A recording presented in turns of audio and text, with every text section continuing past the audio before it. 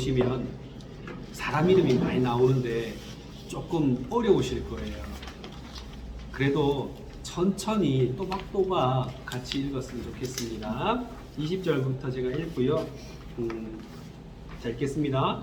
아므람은 그의 아버지의 누이 요게벳을 아내로 맞이하였고 그는 아론과 모세를 낳았으며 아므람의 나이는 137세였으며 이스라엘의 아들들은 우라와 네벨과 시브요 우시엘의 아들들은 미사엘과 엘사반과 시드리요 아론은 아미나답을 낳아 자손의 누이 13살을 아내로 맞이하였고 그는 나답과 아비후와 엘르아살과 이다발을 낳았으며 고라의 아들들은 아실과 엘가나와 아비아삽이니 이들은 고라 사람의 족장이요 아론의 아들 엘리아살은 그의 딸 중에서 아내를 맞이하였고 그는 비네하스를 낳았으니 이들은 레위 사람의 조상들과 가족의 어른들이라 이스라엘 자손을 그들의 군대대로 애굽 땅에서 인도하라 하신 여호와의 명령을 받은 자는 이 아론과 모세요.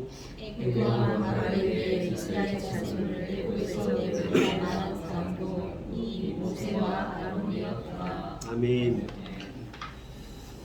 예, 제가 쉬운 질문 하나 하면서 시작을 해볼까요? 여러분 제가 누군지 아시죠? 아시죠? 제 이름이 예, 최상혁입니다. 잘 모르시네요. 목회자이면서 동시에 과외도 하는 과외 선생입니다.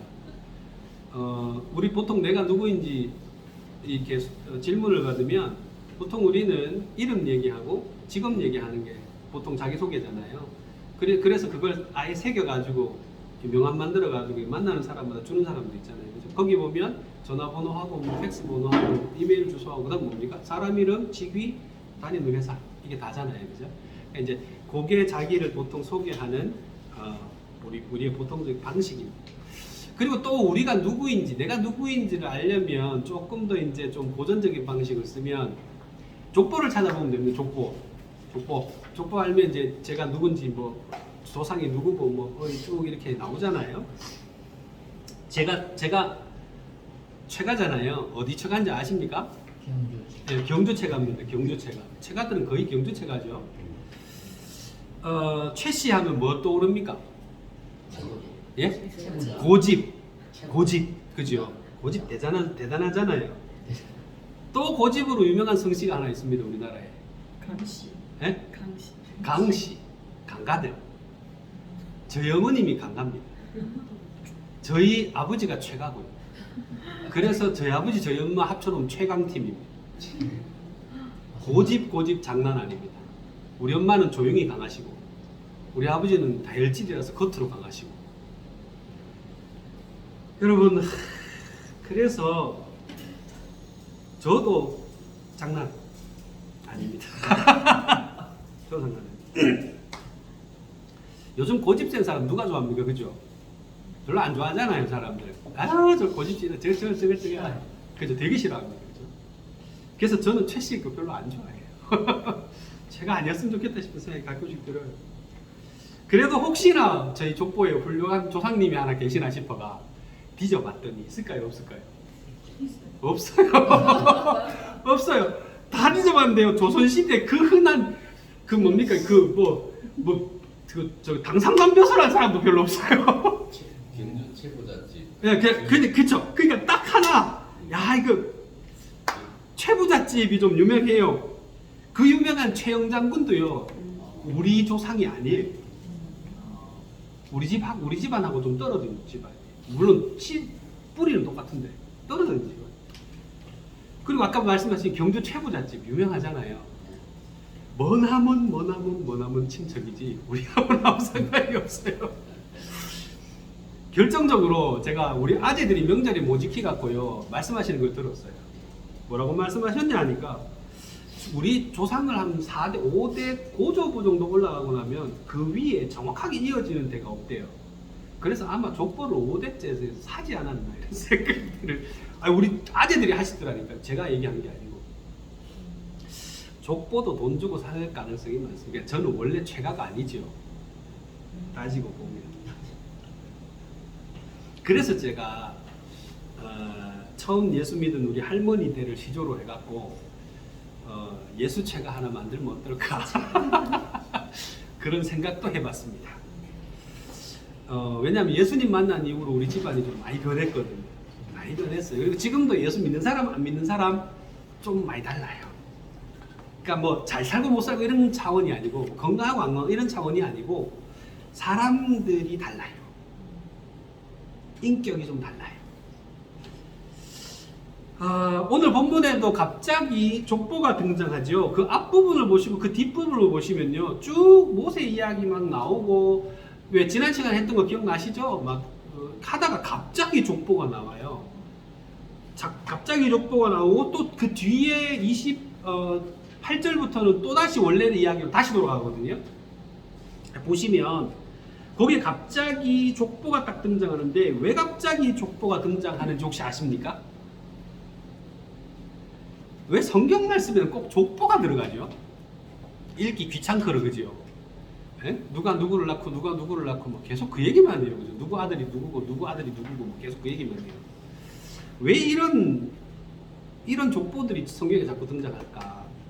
사실 성경에서 족보는요, 아무런 의미 없이 등장하는 게 아닙니다, 여러분. 족보가 좀 읽기 귀찮아서 그렇지 족보는 아무 의미 없이 그 기록되어 있는 게 아니에요. 여러분, 족보가 등장하는 맥락이라는 게 있습니다. 성경을 보면 성경의 역사, 이 구속사라고 하는데, 성경의 구속사는 막 큰 강처럼 이렇게 막 막힘없이 이렇게 쭉 흘러갑니다. 하나님이 이끌어 가시거든요. 그렇게 강이 쭉 큰 흘러가는 강이 있는데, 그 역사의 강이 똑바로 뻗어 있는 게 아니에요. 가만히 보면 막 이렇게 저렇게 막 굽이치고 하면서 좌충우돌 하면서 그렇게 역사가 흘러갑니다. 그냥 막 무슨 경부고속도로처럼 쭉 가는 게 아니에요. 막 흘러가 이렇게. 여러분, 그렇게 강이 막 흘러듯이 흘러가는데 거기서 강의 방향이 바뀌는 그런 그 소위 말하는 전환점이 존재해요. 그 중요한 전환점마다 소용돌이를 일으키면서 큰 사건들이 막 나타납니다. 그렇게 막 나타나면서 굽이치면서 흘러가는데, 이 전환점 시기의 전후에 항상 나오는 게 뭐냐? 그게 족보예요. 성경을 잘 한번 읽어보세요. 중요한 일들 앞이나 뒤에 보면 족보가 나와요. 자, 예를 한번 들어볼까요? 여러분, 우리가 고백하는 역사의 세계사의 가장 큰 중요한 전환점이 뭐죠? 예? 예? 예수님. 맞아요. 예수님 태어나신, 예수님 다시 오신, 예수님 오신 그때죠. 그래서 역사가들도 인정하기 때문에 AD와 BC로 나눌 때 그 기준이 예수님의 탄생입니다. 그죠? 물론 정확하진 않지만 예수님이 이 땅에 태어나신 게 가장 중요한 사건이죠. 자, 그래서 여러분, 예수님의 출생을 기록하고 있는 마태복음이 뭘로 시작합니까? 족보요, 족보. 마태복음 딱 펼치자마자 뭡니까? 아브라함과 다윗과 예수 그리스도의 세계라 이래놓고는 그 다음부터 뭡니까? 누가 누구를 낳고 누가 누구를 낳고. 그래서 첫 장 읽다가 누구는 그랬다잖아요. 이 동네는 산하 제한도 안 하나 이렇게 얘기한다잖아요. 계속 나눈 얘기만 합니다. 여러분, 왜 그렇다고요? 중요한 사건을 뒤에 두고 그 사건의 주인공 되시는 예수 그리스도께서 어떠한 출생의 배경을 가지고 있는, 어떤 족보를 가지고 계시느냐, 그 예수님을 설명하기 위해서 족보를 만들어 놓는 거예요. 자, 오늘 우리가 읽은 부분도 그래서 족보입니다. 그죠? 14절부터 27절까지 우리가 읽었던 그 앞쪽까지도 다 족보인데, 사실 그걸 다 읽으려니까 여러분 효과일까봐 제가 중간에 잘랐습니다. 여러분들 이름 쉽던가요? 어렵죠, 그죠? 어렵습니다. 자, 그리고 난 다음에 이 다음 장 7장부터는 뭐가 나옵니까? 이제 애굽과 그 왕 바로에 대한 하나님의 심판이 본격적으로 시작되는 게 7장이에요. 그리고 이것은 이스라엘 민족의 유월절과 출애굽의 여정까지로 연결이 쭉 됩니다.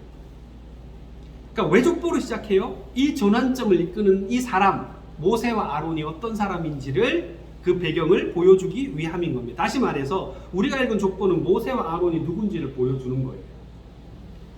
자, 그러면 14절부터 나오는 족보를 좀 살펴볼게요. 여러분들 혹시 핸드폰 있으시면 14절부터 한번 보세요. 한번 보세요.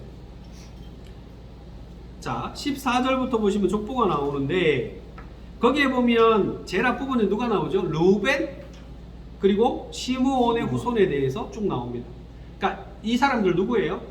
야곱의 아들들입니다. 맏이고 둘째예요. 자, 이 후손에 대해서 간략하게 기록합니다. 상세하게 기록 안 해요. 그리고 난 다음에 누구 나오죠? 레위 족보만 상세하게 기록되어 있어요. 레위가 몇째예요? 셋째예요, 셋째. 자, 여러분 여기서 이제 좀 외웁시다. 첫째가 누구라고요? 르우벤. 둘째가요? 시므온. 셋째가요? 레위. 요 세 사람 밑에 유다까지 해서 네 사람 전부 다 누구 아들인지 혹시 아세요? 물론 아빠는 야곱입니다. 엄마는요? 레아입니다. 레아.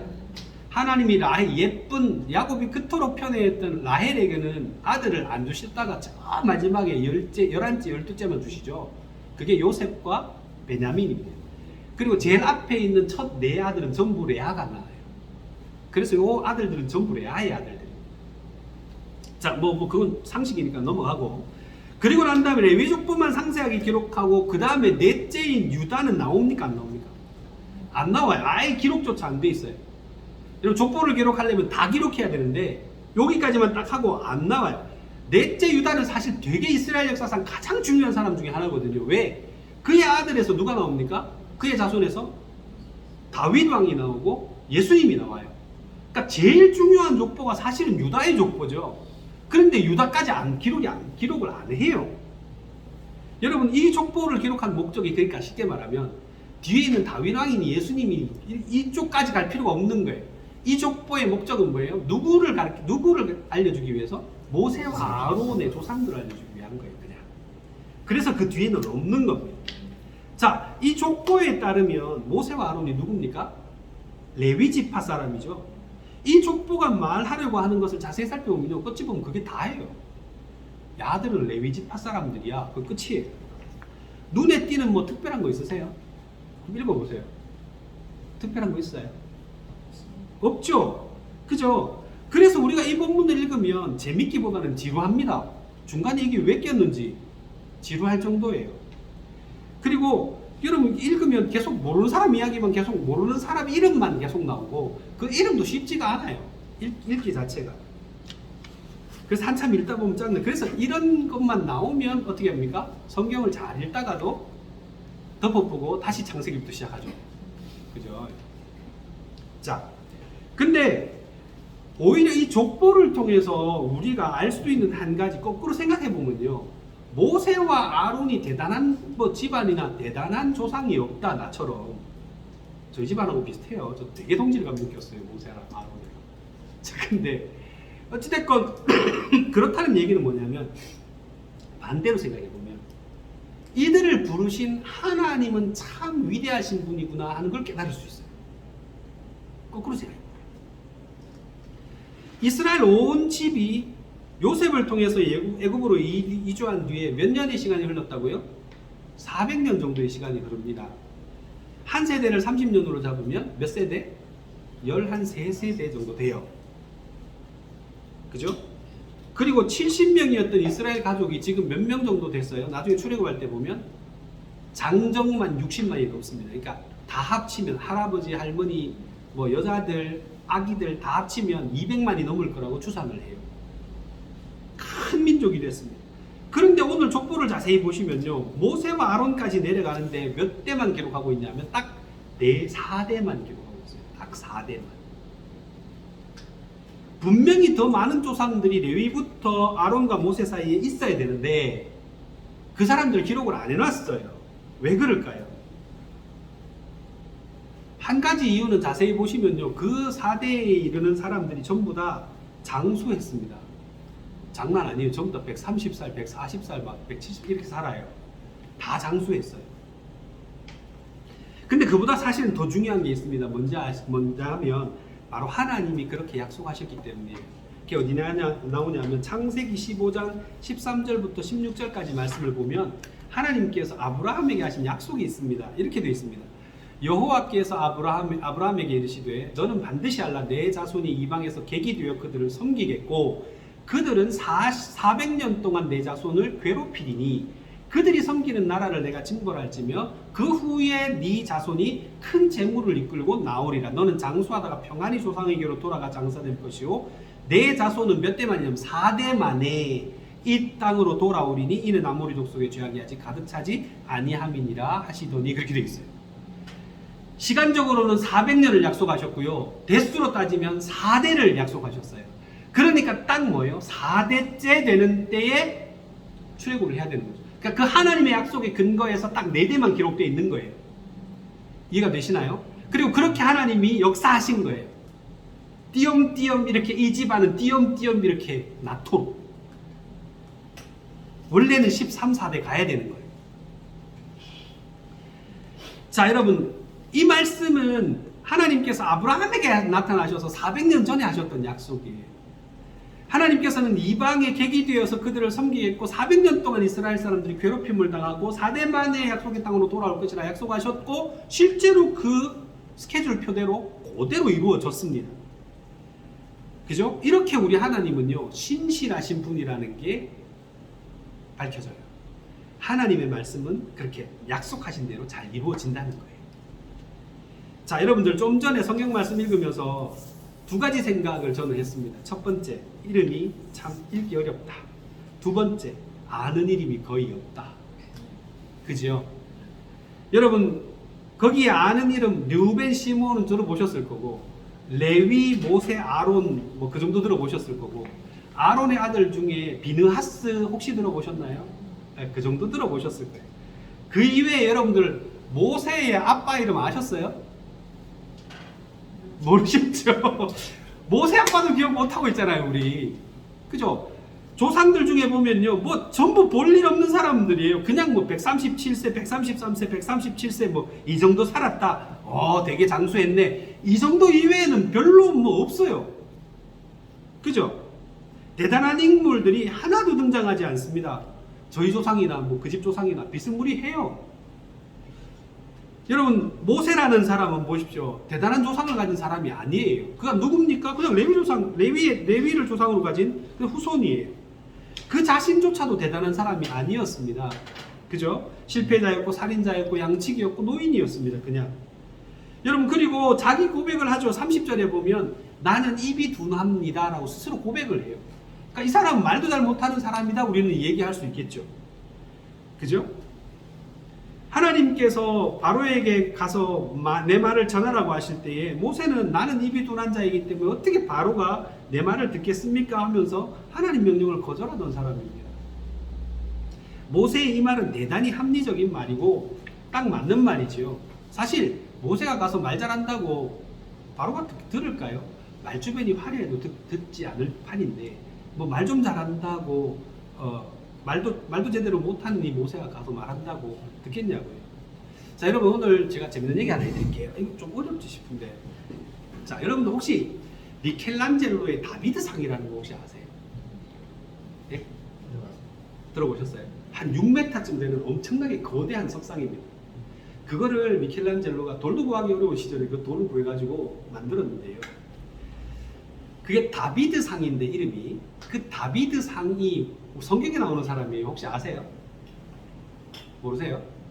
그게 다윗입니다. 다윗. 그게 영어로 하면 다비드예요. 다윗상이에요. 쉽게 말하면 다윗상. 그 다윗이 어떤 다윗을 지금 그 조각상으로 만들어 놨냐 하면 손에 돌팔매를 들고 나가는 그런 어깨에 올리고 있는 그런 형상이에요. 즉 다시 말하면 이 사람 뭐 하러 가는 거예요 지금? 골리앗 잡으러 가는 거예요. 골리앗 잡으러 가기 전에 직전에 다윗을 묘사한 겁니다. 온몸에 시로라기 하나 걸치지 않은 나상입니다. 자, 그런데 여러분들 특이한 점이 이 미켈란젤로의 다비드상에 두 가지가 딱 있어요. 첫 번째가 뭐냐면요, 이 조각상의 이름이 다윗인데 자세히 보면 이 조각상의 다윗은요 할례를 안 받았어요. 그런데 여러분 자세히 보시면 사무엘상 17장 36절에 보면 다윗이 골리앗을 물리치러 가기 전에 사울왕에게 이렇게 말합니다. 주의 종이 사자와 곰도 쳤은즉 살아계신 하나님의 군대를 모욕한 이 할례받지 않은 블레셋 사람이니까 그가 그 짐승의 하나같이 될 겁니다 라고 얘기하고 나가거든요. 그러면 다윗은 자기가 뭐 했다는 거예요? 나는 할례받은 사람이야. 나는 할례를 받았어. 그래서 난 하나님 백성이야. 근데 쟤는 할례도 안 받은 이방놈인데 저것이 하나님의 이름을 욕되게 하는 거 보면 내가 가서 물리치겠다 이 얘기거든요. 그러니까 자기는 할례를 받아야 정상이에요. 그죠? 그죠? 다윗은 할례를 받아야 정상입니다. 유대인들은 태어나서 무조건 할례를 받는 게 상식이에요. 자, 그런데 이 다윗은 이렇게 자기가 할례 받았다는 것에 대해서 엄청난 프라이드가 있었는데 왜 그러면 미켈란젤로는 그 똑똑한 사람이 왜 다비드상의 거기에는 할례를 받지 않은 청년으로 묘사를 하고 있었을까요? 그거 좀 이상하지 않아요? 그죠? 첫 번째 이상한 게 그거예요. 자, 두 번째 이상한 점은요, 이 다비드상은 그 시대 가장 아름다운 석상 중에 하나로 묘사합니다. 지금도 다비드상 하면 전부 그 석상을 떠올려요. 그런데 그 아름다운 석상을 만드는데 희한하게요, 비율이 안 맞는 게 하나 있어요. 모든 게 다 비율이 가장 이상적인 사람의 모습이거든요. 근데 비율이 안 맞는 게 하나 딱 있어요. 그게 뭐냐 하면 손이에요, 손. 그 다비드 석상의 손을 보시면요, 엄청나게 큽니다. 보통 사람보다 훨씬 더 커요. 손이 커다랗게 묘사가 되어 있어요. 왜 그랬을까? 기독교학 변증학자인 유명한 프란시스 쉐퍼 박사에 의하면 이렇게 크게 손을 묘사한 이유는 인간의 능력에 대한 신뢰의 표현이다 이렇게 얘기를 해요. 이 다비드상은요, 그 시대 가장 아름답고 이상적인 청년상을 만들어 놓은 거고요. 그 청년이 가지고 있는 능력이 다 어디에 나타나느냐? 손에 나타난다고 생각했던 거예요. 그래서 손을 강조하고 크게 그려놨던 겁니다. 크게 묘사했던 겁니다. 왜 이런 그 석상을 만들었느냐? 여러분들, 원래 유럽의 역사가 중세를 거치면서 기독교가 부패하죠. 기독교가 부패를 하면서 여러분, 교회의 부조리들이 크게 달합니다. 크게 달하면서 사회를 혼란스럽게 만드는 주체가 사실은 교회가 돼요. 그래서 많은 사람들이 하나님과 교회에 대한 신뢰가 무너지기 시작합니다. 원래는 사람들의 삶의 중심이 다 하나님 중심이었고 성경 중심이었고 말씀 중심이었어요. 그런데 중세를 거치면서 이 왜곡된 하나님에 대한 그런 잘못된 생각들, 잘못된 신학들, 타락한 교회가 그 하나님에 대한 원래의 그 아름다운 하나님의 사랑의 모습이 다 사라지고 왜곡된 하나님의 모습, 왜곡된 교회의 모습이 드러났던 거예요. 그러니까 사람들은 그러면서 하나님과 교회를 떠나기 시작합니다. 그러면 하나님과 교회를 떠난 이 사람들이 그러면 무엇에 의지하겠어요? 자기 자신의 능력밖에는 의지할 수 없는 거예요. 그래서 뭐가 발달하냐면 르네상스 이후에 인간의 이성을 중심으로 하는 합리주의가 거기서 나타나기 시작합니다. 그래서 이제 믿을 건 하나님도 아니고 교회도 아니고 자기밖에 없는 거예요. 그리고 그 인간 능력의 여러분 정수가 뭐냐? 손으로 표현해요. 그래서 여러분들, 사람들은 인간의 이성에 주목하고 그러면서 과학이 발달하기 시작하고 그러면서 인간이 가진 이성의 능력이 그때부터 폭발하기 시작해요. 그래서 엄청난 발전이 이루어지게 됩니다. 자, 이런 인간 중심적인 사상이 바로 우리가 잘 알고 있는 인본주의라는 거고요. 그 인본주의라고 하는 것이 바로 이 다비드상의 손으로 표현되고 있는 거예요.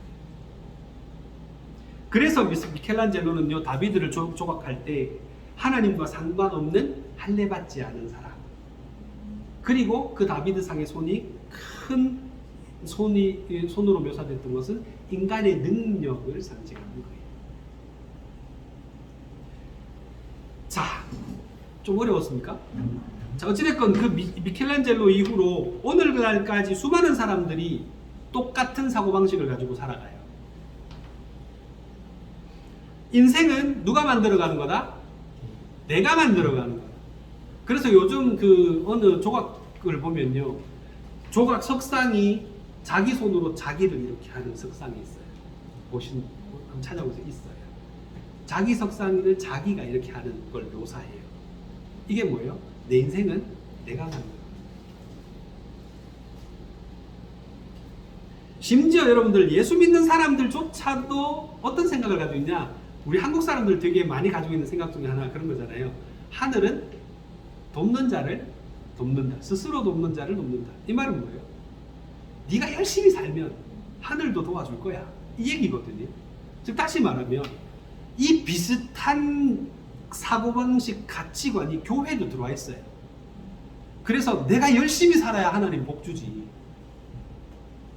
내 인생은 내가 만들어가는 것이고 하나님은 그 내가 만들어가는 인생을 도와주시는 분이야 라고 생각을 해요. 그리고 그거 맞다고 생각합니다. 대부분 물어보면. 그죠? 그래서 하나님한테 늘 기도할 때 우리는 뭐라 그러죠? 하나님 제 주인이 되어주시고 저를 인도해 주시고 제 삶의 모든 것을 주님 뜻대로 하시옵소서가 아니라 우리는 주로 기도할 때 뭐라 그러죠? 주여 도와주시옵소서. 도와주시옵소서. 기도할 때 늘 그렇게 기도하죠. 그죠? 내가 뭘 하는데 하나님이 도와주시면 하는 거고 이런 거예요. 중심이 누구에게 가 있어요? 내한테 가 있어요. 많은 성도들이 그런 은연중에 그러한 생각과 사고방식을 가지고 가치관을 가지고 살아간다는 것입니다. 내가 움직이지 않으면 하나님도 어쩔 수 없어. 이런 생각. 그게요 그냥 사람이 못돼서 그런 게 아니에요. 자세히 보시면요 그게 가장 현대인하고 잘 맞는 가치관이에요. 아주 과학적이고 합리적인 가치관입니다. 그렇죠? 그러나 여러분들 이 합리적인 생각은 실은요 아까도 말씀드린 것처럼 대단히 인간중심적이고 자기중심적인 생각이에요. 30절에 나오는 것처럼 바로가 모세의 말을 듣지 않는 게 진짜 모세 입이 둔하기 때문이에요? 아니죠. 왜 거절합니까? 왜 듣지 않아요? 그 앞에 보시면요 하나님이 그의 마음을 강팍하게 하셔서 그렇게 나온다고 그랬어요. 그렇지 않아요? 하나님이 하시는 거예요. 모세는 그냥 시키는 대로 순종하는 거고요. 모세의 능력에 따라 결과가 달라지는 것도 아니고요. 하나님이 모세가 하는 일을 도와주시는 분이 아니에요. 하나님이 주도하고 계시고요. 모세는 따라가는 겁니다. 그래서 모세가 말을 못해서 못하는 게 아니고 하나님이 강팍하게 하시기 때문에 그렇게 하는 거예요. 그죠? 여러분 모세의 입이 둔해서 그렇다고 생각하는 그 모세 자신의 생각은요 여러분 하나님의 말씀 듣고 안 듣고 바로가 모세의 말을 듣고 안 듣고는 모세의 능력에 달려있다라고 하는 생각이 깔려있는 거예요. 정말로 그렇습니까? 그렇지 않습니다. 성경은 분명하게 말합니다. 모든 일은 하나님 주관하신다. 중심이 내가 아닙니다. 하나님이 하시는 거예요. 여러분 예수 믿는다는 거 하나님을 주라 고백한다는 거 여러분 이거요 그냥 우리는 그렇게 쉽게 생각합니다. 그냥 내가 믿습니다 하면 내가 믿는 거라고. 그죠? 우리 그렇게 생각하잖아요. 그리고 그렇게 한번 고백을 받아내기 위해서 우리는 되게 많이 노력을 합니다. 예수님을 주님이라고 고백하세요. 그러면 당신도 구원받을 수 있습니다. 되게 그게 잘못됐다는 건 아닙니다. 그러나 여러분 예수를 알면 알수록요 예수 믿는다는 게 정수가 뭐냐 그거는요 여러분 이게 코페르니쿠스적 전환이라는 거 혹시 아세요?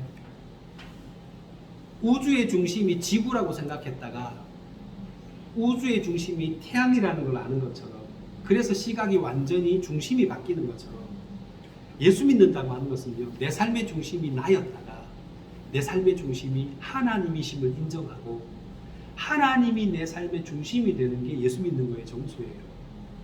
즉 다시 말하면 내가 내 삶의 주도권을 내려놓는 혁명적 사건이에요. 이게 예수 믿는 거예요. 그렇기 때문에 모세가 해야 될 일이 뭡니까? 나를 내려놔야 돼요. 나를 내려놓고 그 다음 뭐합니까? 하나님의 말씀에 순종하는 거예요. 여러분 이게 코페르니쿠스적 전환이라고 하는 게 하루아침에 이루어지는 게 절대 아닙니다. 끊임없는 순종의 훈련을 통해서 되어지는 거예요. 그러다가도 삐끗삐끗해요. 여러분 그렇게 날마다 하나님 가라 하면 가고 서라 하면 서고 전하라 하면 전하고 침묵하라 하면 입을 닫는 겁니다. 내가 하나님의 부르심을 받아 하나님의 손에 붙들려 있다면 지금의 나 자신이 누군가는 중요하지 않습니다.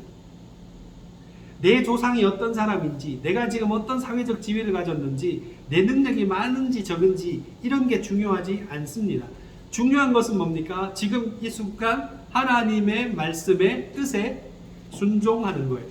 내가 내 삶의 주인이라는 것을 내려놓는 것입니다. 근데 여러분 이게 얼마나 불안한지 아세요? 여러분 보통 사람들은요 이거 불안해서 못합니다. 여러분의 삶을 여러분들 마음대로 하는 건 되게 편해요. 내가 통제권을 가지고 있다고 생각하기 때문에. 그런데 그 통제권을 하나님 앞에 넘기고 나면요 불안해요. 그리고 그렇게 해서 하나님이 하라고 하는 일을 딱 시작하려고 생각하다 보면 불안해요. 불안이 찾아옵니다. 왜냐하면 내 뜻대로 하는 게 아니거든요. 그런데 그럼에도 불구하고 하나님의 말씀에 순종하는 것, 그게 뭐냐? 그게 믿음이에요. 그 불안을 극복하고 하나님을 의지하고 발걸음을 내디딜 수 있는 것, 그게 믿음이에요. 여러분 제가 앞뒤 말하는 게 좀 모순이라고 생각하실지도 모르겠습니다. 그 모세와 아론이 누구냐를 가르쳐주기 위해서 족보라는 걸 썼다는데 실제로 중요한 건 족보는 아니에요 라고 제가 지금 얘기하고 있는 거예요. 모세는 사람에 의해서 만들어지는 사람이 아닙니다. 그 족보가 가르쳐주는 게 뭔지 아세요? 하나님이 약속을 지키셨는지 안 지키셨는지를 드러내주는 거예요. 예수님의 족보도 똑같습니다. 예수님의 족보도요, 예수님의 조상들을 쭉, 이 사람 훌륭한, 다윗왕 훌륭한 사람이고, 이 사람 훌륭한 사람, 이걸 가르쳐 주려고 예수 그리스도의 족보를 가르쳐 주는 게 아니에요. 뭐예요? 내가 다윗왕 같은 그리스도를 너에게 보내서, 메시아를 보내서 너희를 구원해 주마 하셨던 그 하나님의 약속이 이루어졌다는 것을 보여주기 위해서 족보 쓰는 겁니다.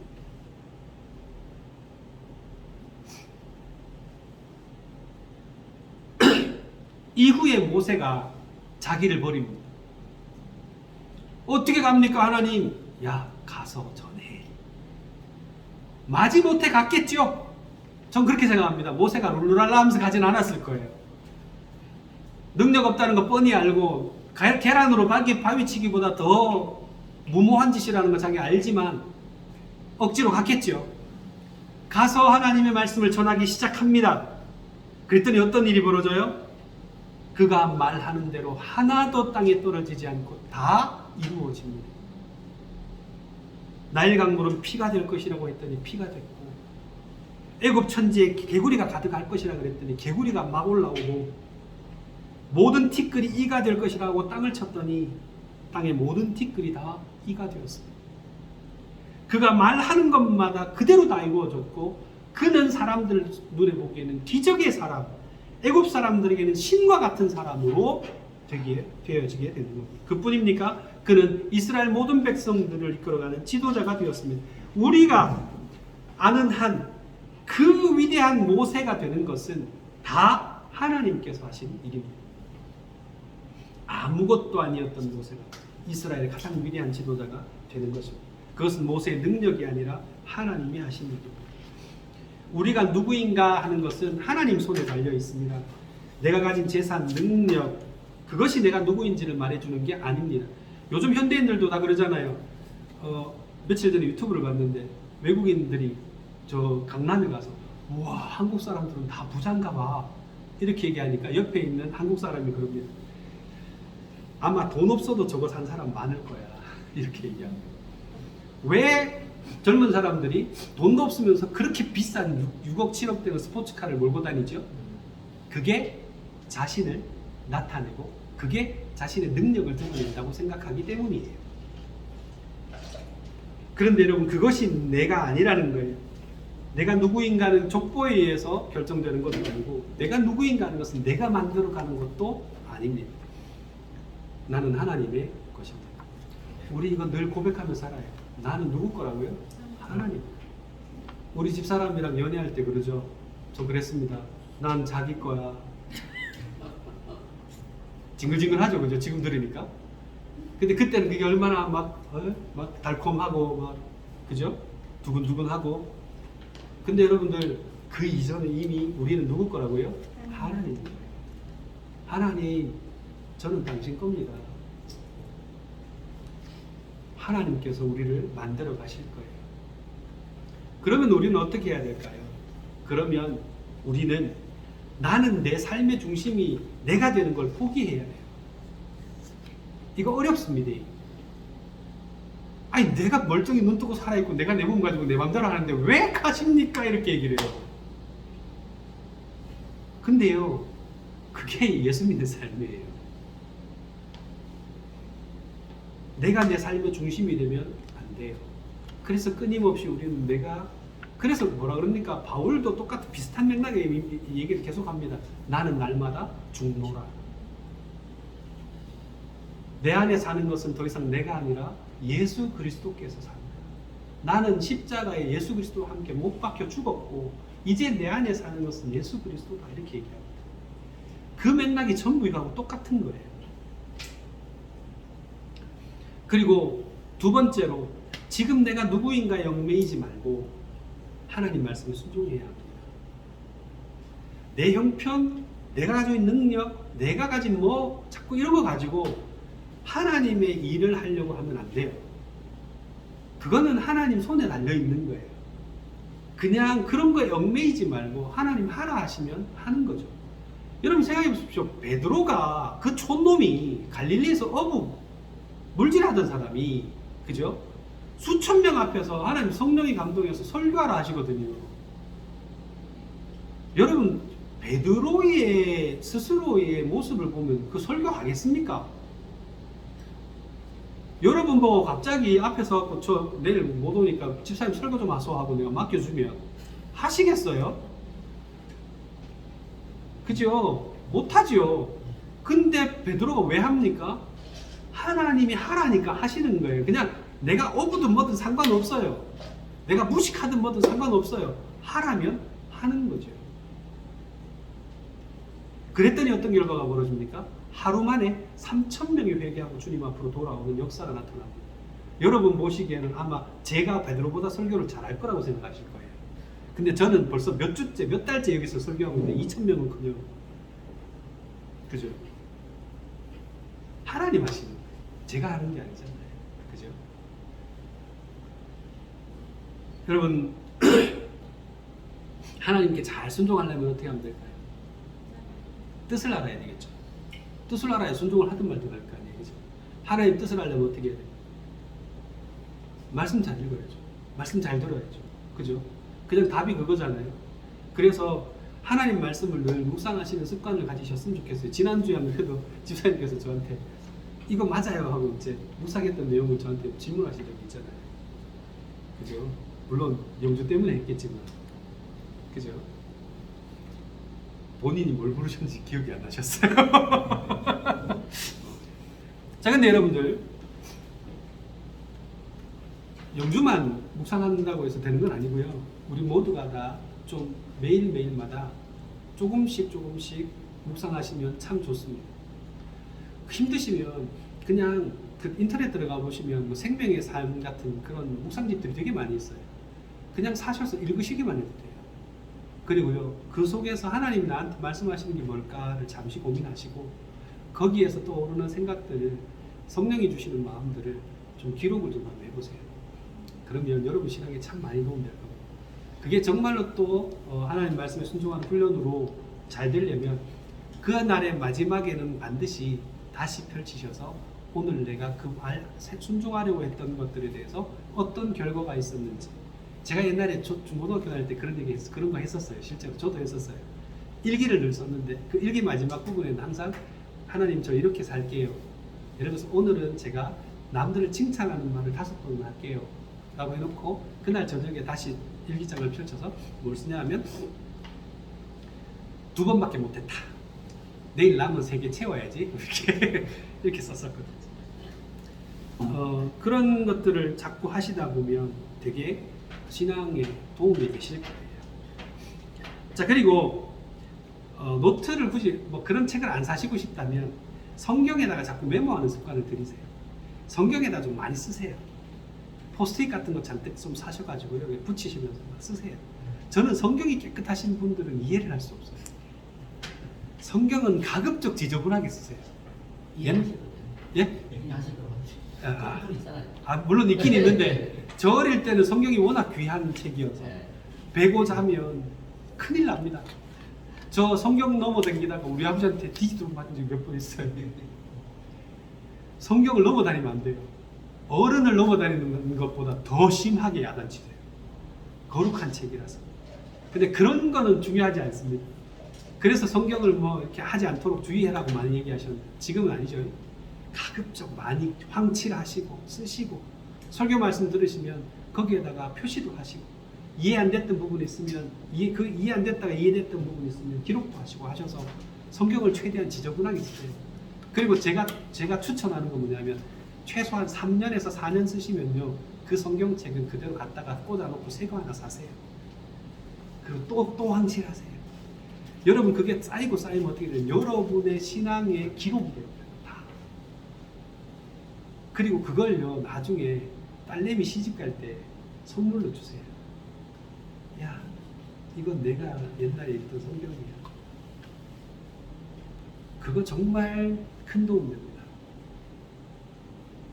자, 이렇게 하나님께서 내 삶의 주인이 되시면 하나님께서 나를 세워주실 겁니다. 내 말이 땅에 떨어지지 않게 해주시고 사람들의 존중을 받게 해주실 겁니다. 저는 제 삶이 사실 그거의 연속이었어요. 참 보잘것 없고 허물도 많고 나쁜 짓도 많이 하는데 하나님이 어디 가서 참 욕 안 얻어먹고 그렇게 칭찬만 받게 하시는 거 보면 정말 신기해요. 아무것도 사실 하는 거 없거든요. 일하는 거 보면 참 어설픕니다. 저랑 가까이서 일해보신 분들은 다 아시지만 일 진짜 못해요. 다 까먹고요. 진짜 일머리 없다는 소리 아시죠? 일머리 없다는 거. 저를 가리키고 진짜 일머리 없거든요. 근데도 어디를 가면 꼭 칭찬들을 많이 해주세요. 물론 목사기 때문에 뭐 목사 앞에서 욕을 하시겠습니까? 많은. 그러나 우리 윤집사님 제가 지난주에 보고 깜짝 놀랐던 게 거의 20년 만에 뵀거든요. 근데 저를 기억하시는 거 보면 너무 신기했어요. 제가 뭐라고 길 가다가 그냥 보면 그냥 아저씨잖아요. 그냥 지나가고 그만인데 그게 기억에 남아있는 것도 너무너무 신기한데 하나님이 저를 어디로 가든지 그렇게 칭찬받게 하시는 거 보면 너무너무 신기해요. 제 능력이 아니죠 사실. 여러분 내 인생은 내가 만들어가는 것보다 하나님이 만드시는 게 더 아름답고 선하게 만드시는 것 같아요. 여러분 그리고 나를 통해서 부족한 나를 통해서 수많은 사람들에게 하나님의 영광을 나타내실 겁니다. 우리가 누구인가 하는 것은 주님 손에 달려 있습니다. 주님께 순종함으로 이런 복된 삶을 살아가신 여러분 되시기를 주님의 이름으로 축복합니다. 우리 같이 기도 한번 합시다.